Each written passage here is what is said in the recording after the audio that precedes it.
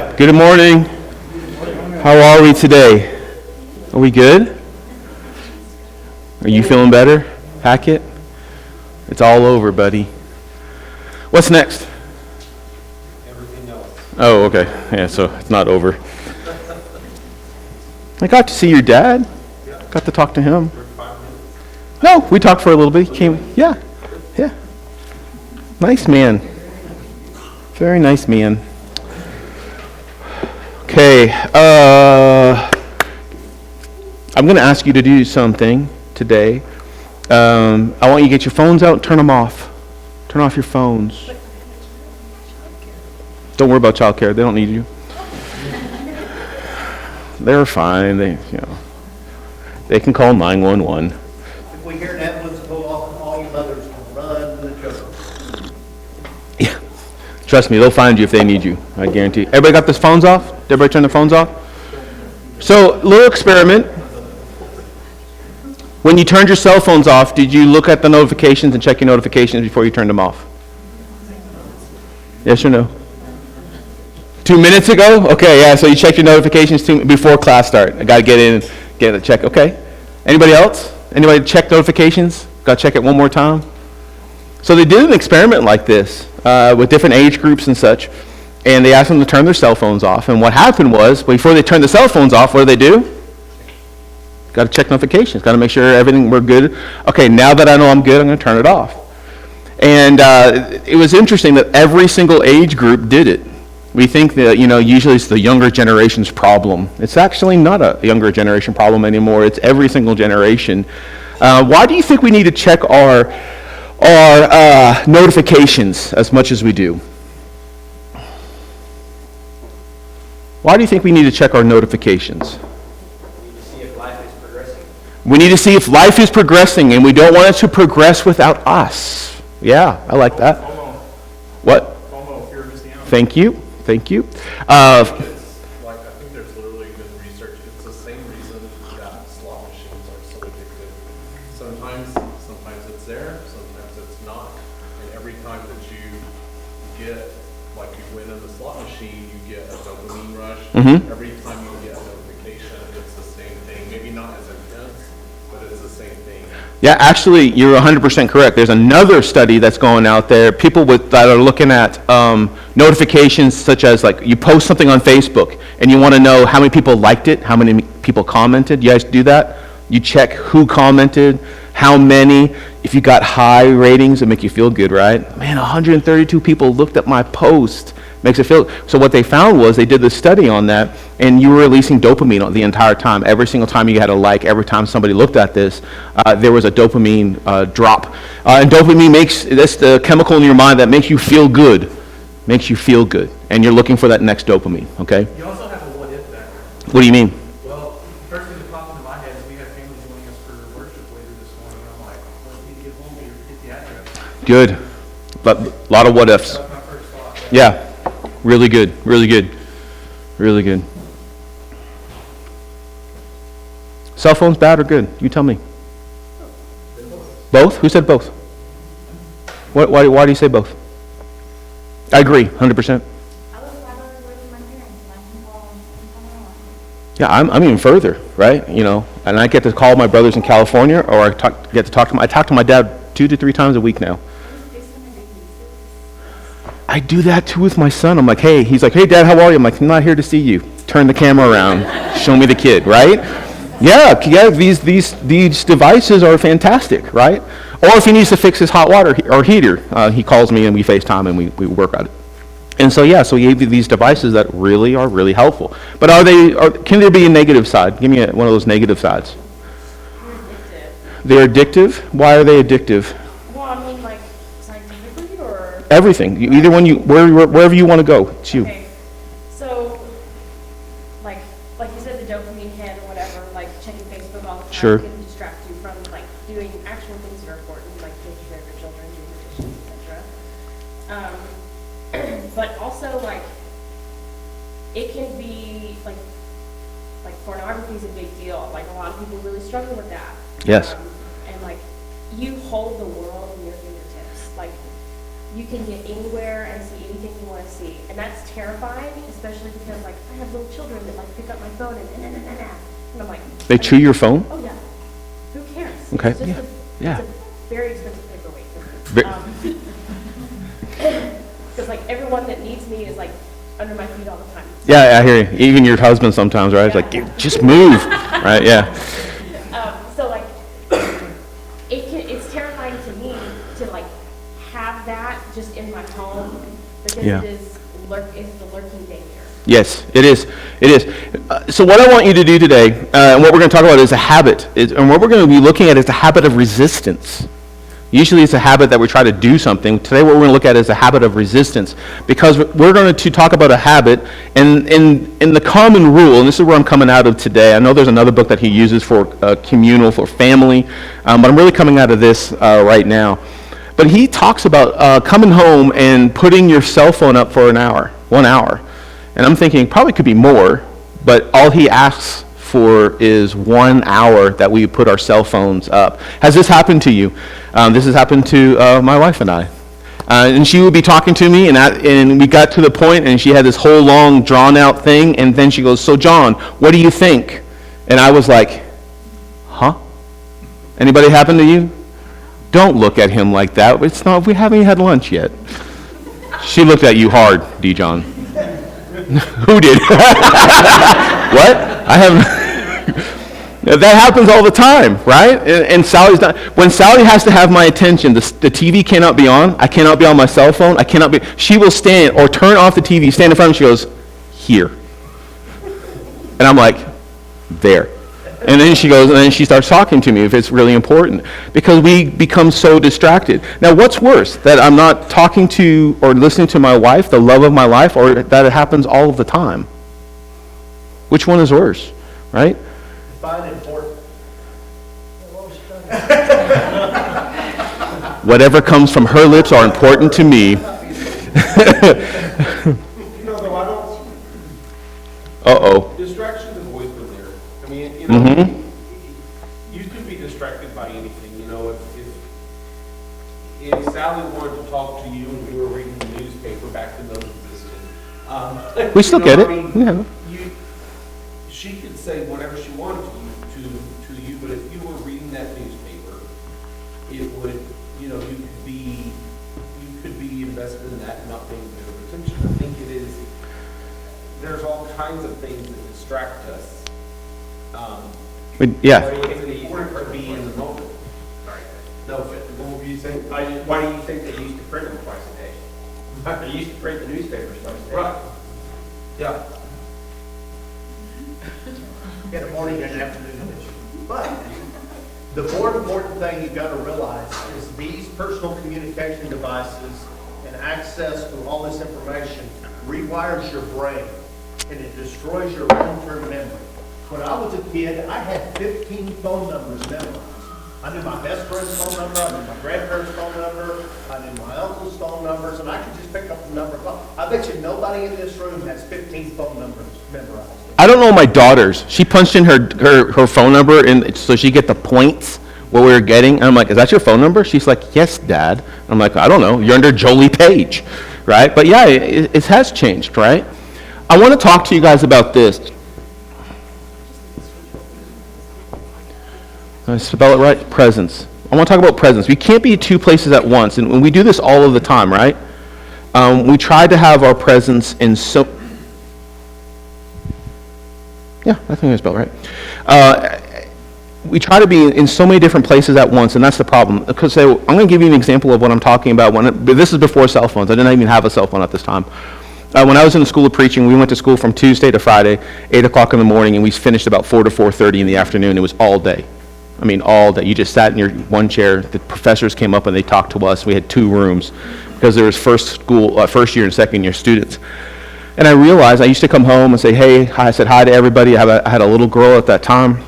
She was about 2, and I went straight to homework, had a meal, stopped for that. And I realized, okay, I can't do this. I'm missing out on life. And so I made an agreement with my family. I said, when I come home from school, you have me. I put my backpack upstairs, put it into the bedroom, so I didn't even try to think about it. Even though my mind was still going back to that. But I came home, and for hours, I said, I'm here, I'm going to be dad, I'm going to be husband, we're going to have dinner. After dinner, I said, I have to go back. And then I was up till about midnight to 1 o'clock doing homework. Get up the next day and started it all over again. But I had to take that break because my family needed my presence. So I had to make the choice, right? I could get homework done and go to bed earlier, feel better, or my family could have my presence. What is so important about presence? What does it mean? Go anywhere you want to go with this. It's not about this, but about, I think sometimes they're very uncomfortable being bored. Okay, hold. Can you come back to that? Thank you. Because we're coming to it. Can you pin that? Thank you. When I pin stuff, it just flutters away. I don't remember it anymore. But hopefully you can. Hopefully you can remember your pin. Anybody else? Shows where your values are. Shows where your values are. Good. I like that. Shows you care. Shows that you care about the people that you're talking about. It's an example for your children. An example for the next generation of being present and what it means. Well, if you don't make time, you will slowly lose that relationship. You will. Absolutely. Open your Bibles. Talk to me about presence of God. Where would you go? Where would you go when you talk about the presence of God? What passage would you use? What will you go to? Can you think of Old Testament if you can? I want to get to Jesus in just a minute, but can you think of an Old Testament passage where we're talking about, or it just really talks about presence? God wanting and desiring to have presence with his people. What? Why would you use that one? That's interesting. Okay, yeah, so she looked back, pillar of salt, looking back to that life. I'm trying to pull her out of that. Yeah, I wanted to be present. Okay? Okay, what do you got there? God's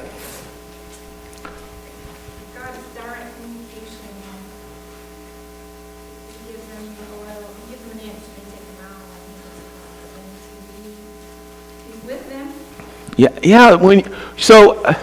There's passages and there's things in the Bible that I cannot wrap my mind around. I know there are people who have multiple doctorate degrees and they can define all this stuff, but when I read that Adam and Eve walked in the garden in the cool in the evening,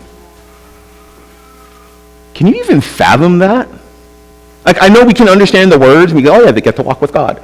Like, I can't even fathom that, because after that, nobody can even look upon God, right? Moses can't even look, and he comes off the mountain glowing because of the glory and the presence of God. And they got to walk with God. And so now there's this struggle, like there's this presence. God wants to be with creation. Creation wants to be with God. We mess up. But now the whole story is about how do I come back? And it's crazy when you look at the whole story of the Bible, God's trying to be present with us. So give me another example of presence. Okay, got the burning bush. He comes back to Moses. He says, I want you to call my people, because I want them to be my people. I want to be present. Good. When we studied LPC, I was trying to wrap my head around the image of the pillar of the cloud and the pillar of the fire, and not like following, like guiding. Yeah. So you're talking about the coming out of Egypt. Calls them out of Egypt, and he's guiding. There's a pillar of cloud. There's a pillar of fire. That's hard to, you can draw it. But could you imagine looking at it? That's kind of scary, especially when for a long, long time, where's God? Well, you may have a belief in God, and that story been passed down. Abraham, Isaac, Jacob, Joseph. All these stories are passed down, but, man, he shows up. That's interesting. What do they build in the Old Testament? What's the first thing? Moses comes off the mountain and gets the 10 Commandments. Again, we're going to follow these laws. And then he says, I want you to build something. I can't go into great detail because it's in my sermon today, but what does he want them to build? What's tabernacle mean? It's a place of God. It's a holy place of God. There's a holy place and a holy, holy place. But what does tabernacle mean? Dwelling.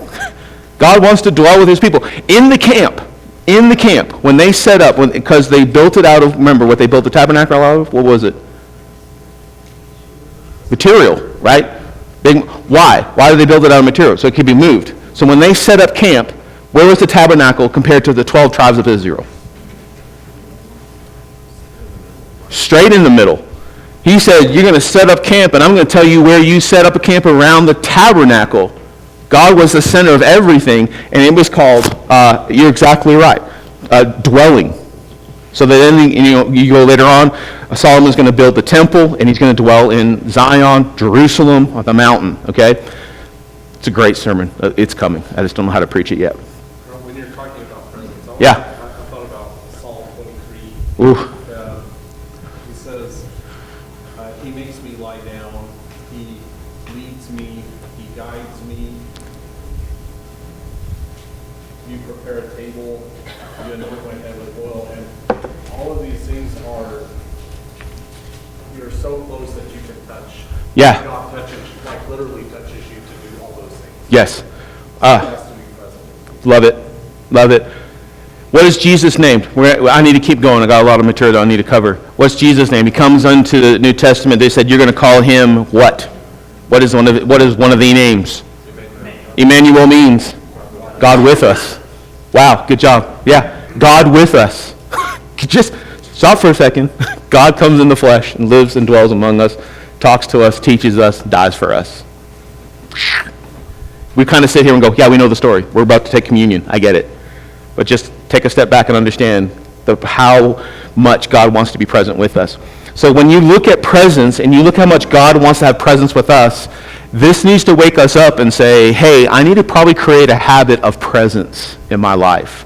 A habit of presence with my husband or my wife, a habit of presence with my kids, but we need to create a habit of presence.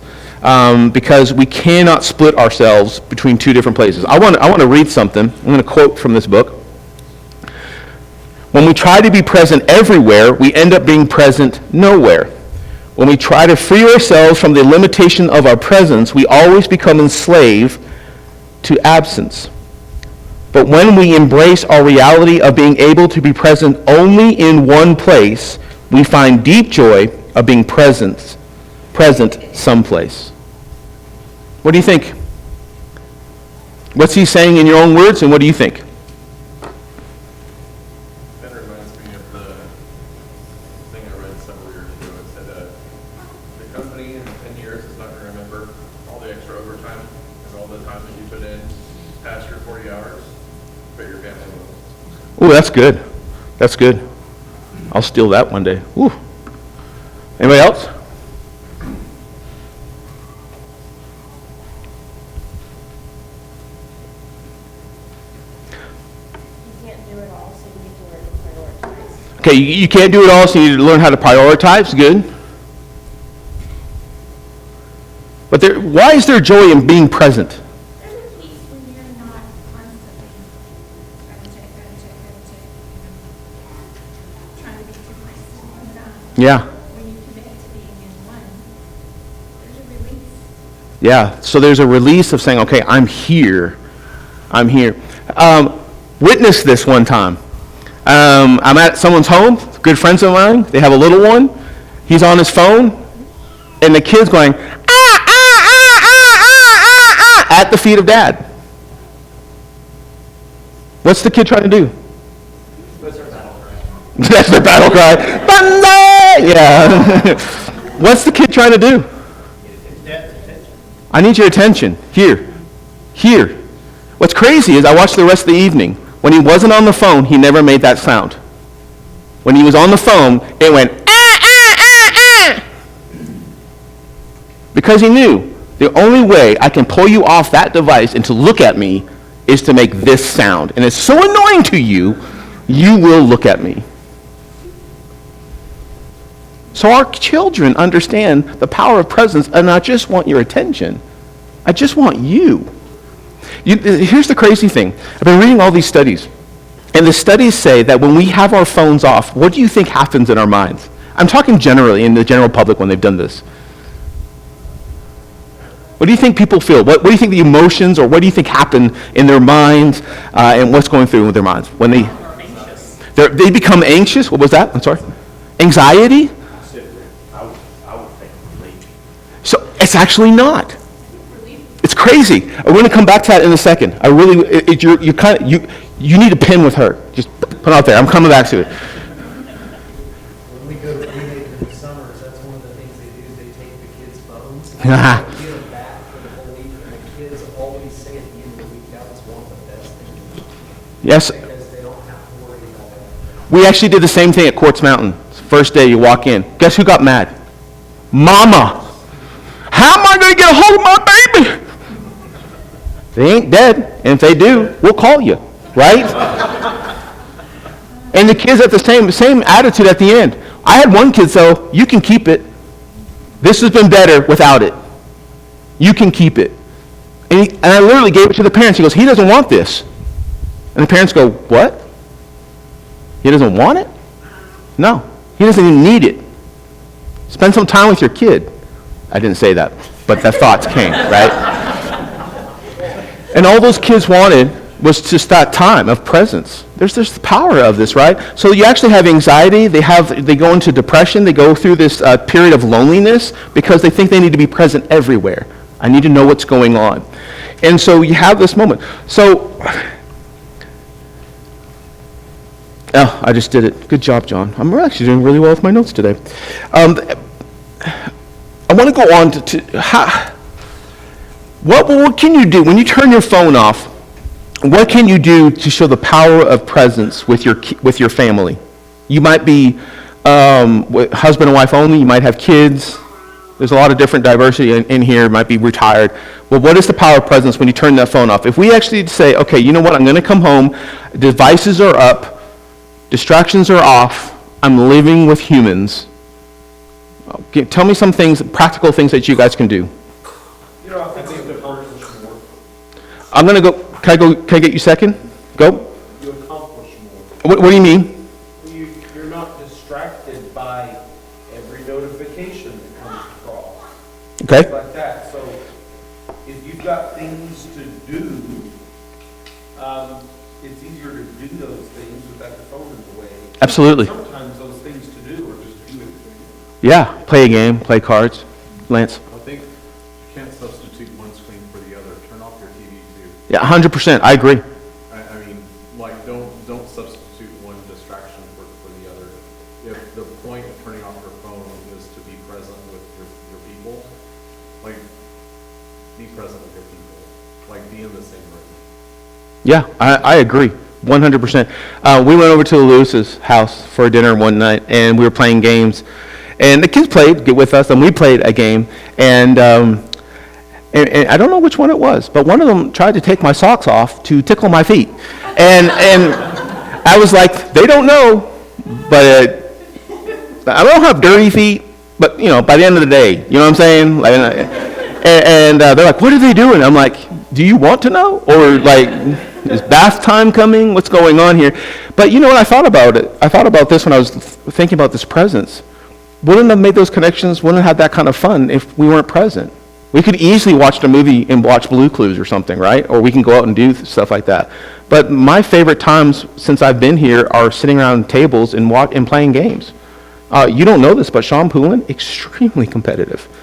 Like, I don't want to be against him or on his team. I don't even know what to do with him when we play games, to be honest, right? You know what I'm talking about.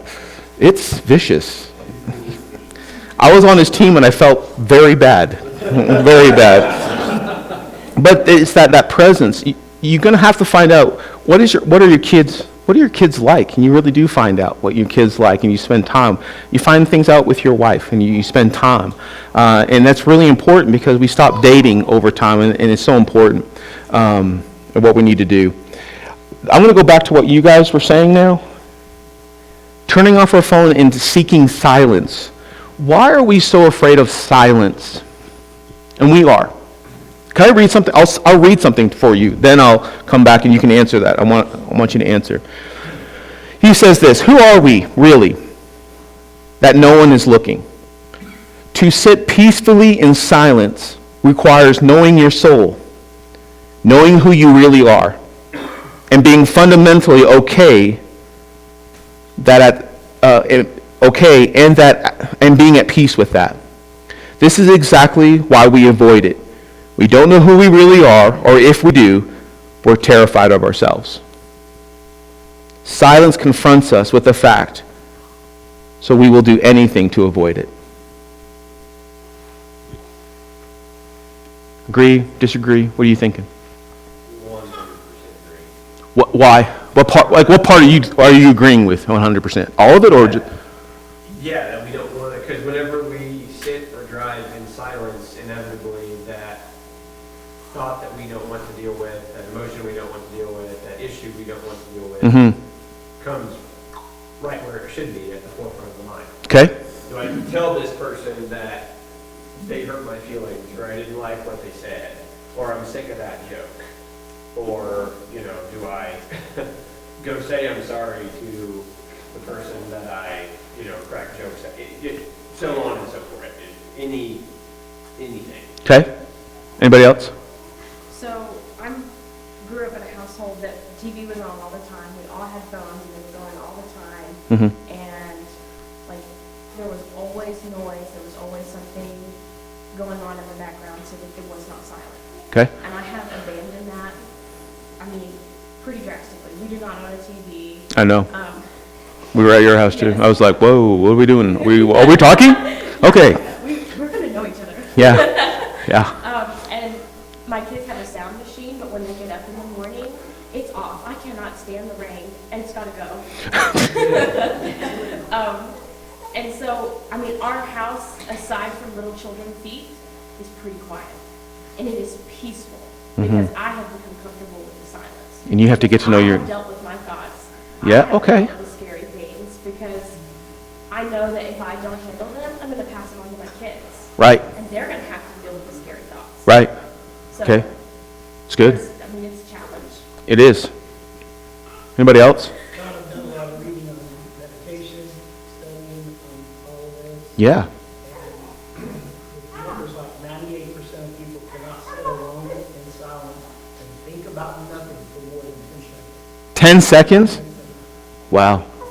Exactly. You have to practice it over and over, and you have to acknowledge the thought, set it aside, and go back to nothing over and over and over again. That's why a lot of times you practice on breathing, your breathing patterns. Yes. And Okay. numbers backwards, those kind of things, because that keeps you from thinking about something else.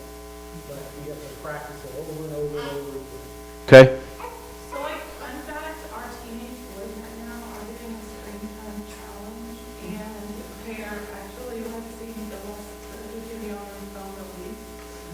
So they noticed that since last Wednesday is like an hour and 6 minutes. So like, I think if they could do that, like, it's Sunday, I'm pretty sure our us adults can probably learn from our teenagers. Have you ever asked your kids, if you have kids, give me your cell phone, I want to see how long you've been on it for the week? 'Cause I have a report that comes up every Sunday. How many hours have you been on? I don't know what, you Android weird people do, but us Apple, it tells me how long I've been on my screen for the week. Have you ever took your phone from a kid or your spouse and said, how many hours this week? How many hours have you been on the phone this week? Those numbers get kind of scary fast, right?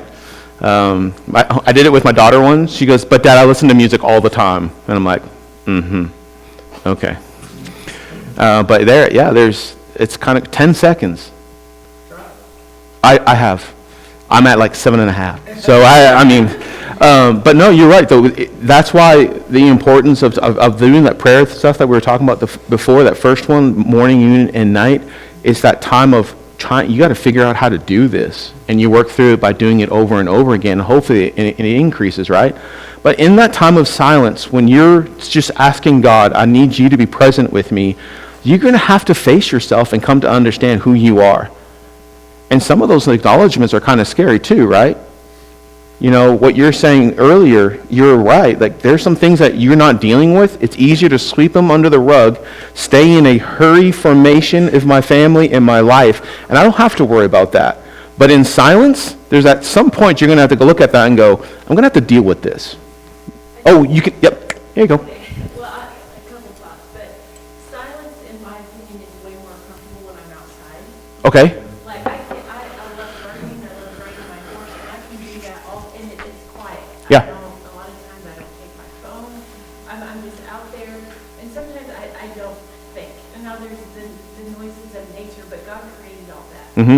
So, I can have my hands in the dirt or be on my horse all day long and quiet, and I am completely fine. So I do think it is, even if you're an inside person, I don't need to be outside. It's so outside more.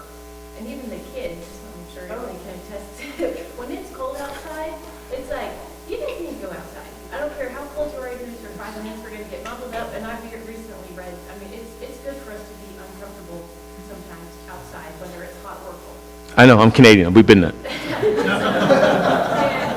when I was talking about being uncomfortable, being bored, our oldest son, Quentin, he literally has a Walder ball. A what? A Walder ball. When he gets bored, he just Big workout ball. lays and flops all over everything, and so Quite he, literally yeah. It's a huge yoga ball, and when he's bored, it's like, just go put it in your Walder ball. You can roll, you can spin, you can flop, you can bang your head on it, whatever you want. Because he'll lay halfway off the couch with his head on the floor, and it drives me nuts watching him be bored. But that's when he gets the most creative, is when he's bored. So what I've learned, when we had a couple snow-in days in Bowie, we had it was a week of staying inside because the ice just wouldn't melt, and it would melt and refreeze that night, and you just couldn't get out.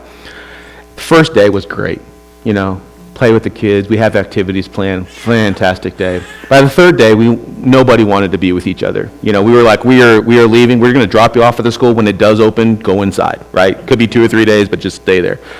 Because my son to this day does not understand how to sit and just be. He's constantly going. Now with his job, it helps with what he does for a living, but he has to be doing something to this. Would you agree, even to this day? He even has to have a TV show going on his phone while he's in the shower. Andy Griffith, if you needed to know. Or Dick Van Dyke. Or Dick Van Dyke, yeah, either one. But every shower, you're like, doo doo doo doo doo doo. You're like, and it's coming from the shower. We're like, I didn't know it was waterproof, but okay. And he will stay for the whole episode if you wanted to know. I don't know why he's there for that long, but he is there for the entire episode. But we've gotten to that point, and there's going to be those moments when we're going to be in silence. We turn everything off around us. That you are going to have to look at these things. He talks about being silenced with our neighbors, inviting them into that also. Even being silent and putting off our phones and technology at work to be more productive. I don't know about you, but man, I'm trying to do something in the day, and guess what happens? I get a text message, I get an email, I get this, and I'm not as productive as I am anymore. And he talks about, hey, maybe we need to turn that off. Now, let me ask you this question, because I know I'm going to use Justin as an example here. I know that you do most of your work on your phone. I mean, that's just a business, right? There's nothing wrong with that, and there's nothing absolutely wrong with that. Your phone, I'm the same way. Text messages, emails, stuff like that. When you have to do it, how do you communicate with your children or with others around you, like, I have to be here? What do you say? What do you do? You're asking me? I'm asking anyone, but you can jump in if you want. Everything I've read is this. Tell them why you're there, but also tell them, I'm going to be on here for so many minutes. Like, for you, Coulter, I need 10 minutes. I have an important email. So when he sees you on the phone, he can say, okay, I know why he's there. He's not just this. I got to do this. Communication is key. I need to do that with my wife. Hey, I'm here, I'm present, I need 10 minutes. I need to do this. I'm sending an email. It's important for my business, and then I'm here. And everyone can pick up on that. So it's important for us to have that communication as well. But I want you guys to use these habits. How do you feel about putting up your phones when you come home? Will you do it, yes or no? Okay, we had other habits that we've talked about. What are other habits so far? This is number 3. First one was prayer, morning, noon, and night, on your knees if we could. Anybody doing that one? Good, good. Number 2, sharing a meal with someone. Clear the table, right? We asked that question. What was on your table? Do you know what was on my table? Trash. Yeah. My wife's like, I'm glad you didn't answer that. And I'm like, I'm glad you didn't answer that. Now I just answered it, but that's embarrassing. So we had to remove the trash literally off the table. And now you probably don't want to eat at my house. But we had to remove that, and we're going to eat at the table. Yeah, you can eat there. And we have a low one and a high one. There you go. You know I love you, right? I'm going to town. And so, okay, that was number 2. Number 3 is this one. right? Turning off your cell phone, turning off distraction, and being present. There's power in presence. And this is a habit of resistance because our phones and life are screaming at you, look at me, pay attention to me. And you have to put that aside and say, no, I need to be here. Remember, everything is pointing to two things. It's pointing to what? Love God, love others. Right? Being distracted is you don't have that full commitment to God. You don't have that full commitment to others. So this is a habit of resistance. Be present in the lives of the people around you. Okay? Some of these things you will put into practice in your life. Some of these you won't. I understand that. But you need to take time and look at these habits. Okay? You need to take time. And these habits are for families. They're for married couples. They're for single people, of taking that time and being away from everything and being in silence. And D. John had it right. He said it perfectly. You're going to have to work on these things. If you do it once and go, well, that didn't work, there's a lot there. There's depth there.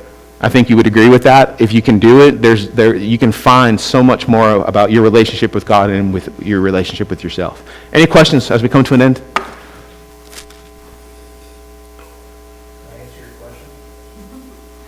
Which one? The last one you asked, like, Which was? what do you do to put it up? Yeah. Talk to me. Yeah. Do Not Disturb is a great tool, and most people know about Do Not Disturb. You can also customize it. So you can go in there and say, so for example, when I put mine on and I'm not with her, she's on it lets her through. Right. Also, Do Not Disturb, if you put it on there, if something's important and someone calls you back twice within 3 minutes, it'll go through. So I put my phone down, turned on down, treat it like a landline, put it in our bar in the kitchen, and if somebody wants to call me and it's not her and it's important, they'll call twice, it'll go through like a landline. Yeah. So there's a study on that as well. Yeah, sorry about it. I understand what you're doing and I get it, especially with somebody like yourself who's, your business, you work from home and your business is on your phone. But they actually did a study on the differences between putting it on, what did you call it? Do Not Disturb, and turning it off. And your mind works actually differently. When it's on Do Not Disturb, you're still wondering, I'm not being disturbed, but I'm wondering who's talking to me. So you actually don't disconnect. When you turn it off, and when this guy does it, he comes home, he goes, I don't go straight to my kids. I go home, I go upstairs, I relax, I change my clothes, I look at my phone one more time, no more emails, okay, I turn it off, puts it on his dresser, and leaves, and goes downstairs and spends time with his kids. And he goes, and the studies have shown there is a difference between turning it off and turning it to just Do Not Disturb. Right? Another good tool is to actually schedule your email and your phone calls. Yeah. So if you say, I'm not going to be distracted by emails all day, but if you put it on the calendar, like I'm going to do this from 10 to 11 every day, I'm going to make phone calls from 3 to 4, it takes it off your mind and you got a slot for it. Hey, I've actually talked to or read a lot of articles about a lot of people doing it from 8 o'clock at night or 7 o'clock at night till they go to work. And there's nothing. They're like, it can wait till tomorrow. I'll email you tomorrow. You know, I hear a lot of people say, I get phone calls from my business at 10:30, 11:30. Hey, I know it's late, but it's like, not at my house. It's done. You have me and you pay me for this. Therefore, I'm doing this, right? And they shut it down 100%. And they said it's worked really well for their family. So this is all those things you can tweak, you can try, you can work with. There's no set equation for you to grow closer to God.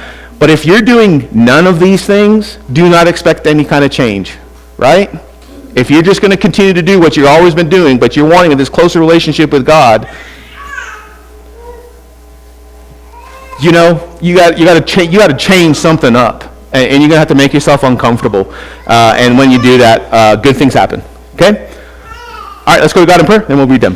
Lord and God, what a great morning that you bless us with. It's this beautiful, beautiful day. The sun is shining. The weather's a little bit warmer. It's just so much to enjoy in this world. We thank you for our families. We thank you for our marriages. We thank you for this church, that we can come here and talk about these things. Lord, help us to look at our habits. Help us to look at our life and just kind of analyze it. We want to grow closer to you. And we are trying to work through some of these things so that we can become closer to you. Thank you for being our God, and thank you for your patience with us. And in Jesus' name, amen. Love you guys. Great class.